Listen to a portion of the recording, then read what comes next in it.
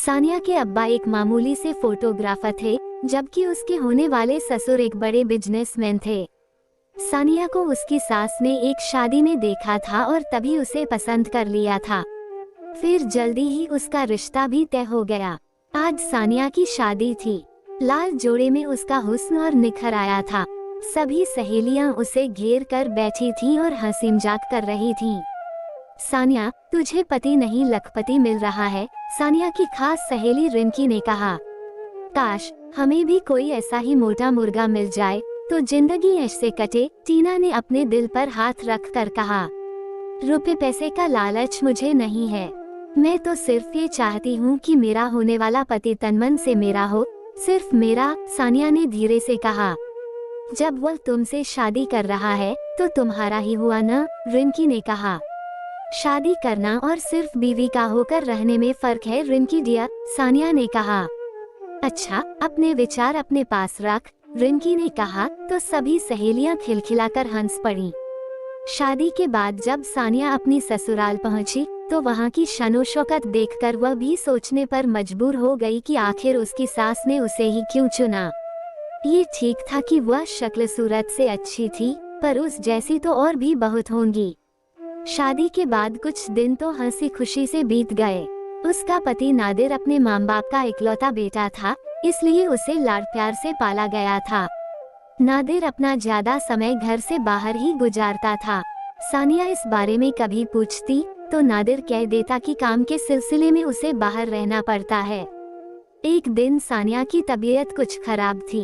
उसने नादिर से कहा कि वो उसे डॉक्टर को दिखा लाए, तो नादिर ने कहा कि वो अकेली चली जाए क्योंकि उसे कुछ जरूरी काम है। सानिया डॉक्टर को दिखाने चली गई।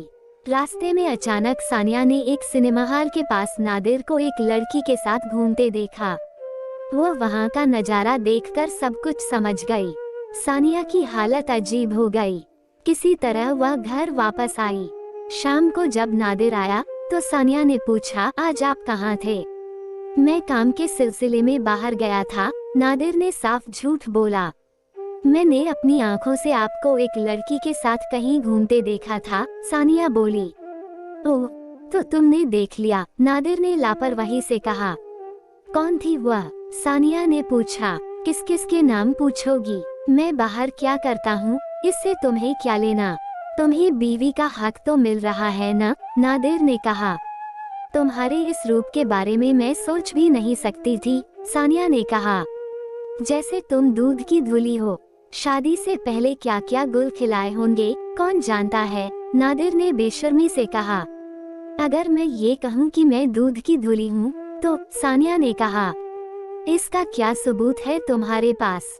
नादिर ने पूछा। सानिया ने नादिर के सवाल का जवाब नहीं दिया। उसने तय किया कि वह अपने सास ससुर को नादिर की हरकतों के बारे में सब कुछ बताएगी। आखिर उन्हें भी तो मालूम होना चाहिए कि उनका बेटा घर के बाहर क्या क्या गुल खिलाता है। रात को सानिया दूध लेकर सास ससुर के कमरे की तरफ गई। कहीं सानिया को नादिर की हरकतों का पता न चल जाए। ससुर की आवाज सुनकर सानिया के कदम दरवाजे पर ही ठहर गए। पता चल जाएगा तो कौन सी कयामत आ जाएगी। आखिर हम एक गरीब घर की लड़की इसीलिए तो लाए हैं। उसे अपनी जबान बंद रखनी होगी। उसका काम सिर्फ इस घर का वारिस पैदा करना है, सास ने कठोर आवाज में कहा। सास ससुर की बातें सुनकर सानिया हैरान रह गई। उसने सपने में भी नहीं सोचा था कि इतने ऊंचे घराने के लोगों के ख्याल इतने नीचे होंगे। उसकी सेवा, त्याग और प्यार का उनकी नजरों में कोई मोल नहीं था। ऊपर से तो वह शांत थी, लेकिन उसके दिलो दिमाग में एक तूफान मचा था।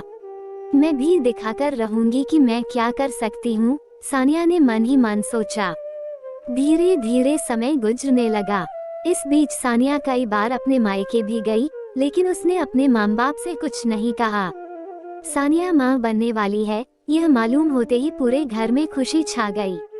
गोद भराई की रस्म के लिए लोगों को बुलाया गया। सानिया कीमती जोड़े और जेवरों से लदी बैठी थी। गोद भराई की रस्म के बाद सास ने सानिया की बलाएं ली और उसे गले लगाया। बहुत जल्द तू इस घर को वारिस देने वाली है। मेरे बेटे का चिराग इस घर को रोशन करेगा। मैं दादी बनूंगी, सास ने खुश होते हुए कहा। आप दादी जरूर बनेंगी और इस घर को वारिस भी जरूर मिलेगा, लेकिन वह आपके बेटे का चिराग नहीं होगा। इस राज भरी बात को तो सिर्फ मैं ही जानती हूँ कि इस बच्चे का बाप आपका बेटा नहीं, कोई और है। ये करारा तमाचा आप लोगों के मुंह पर लगा कर मैंने अपना बदला ले लिया है, सानिया ने कुटिलता से मुस्कुराते हुए सोचा।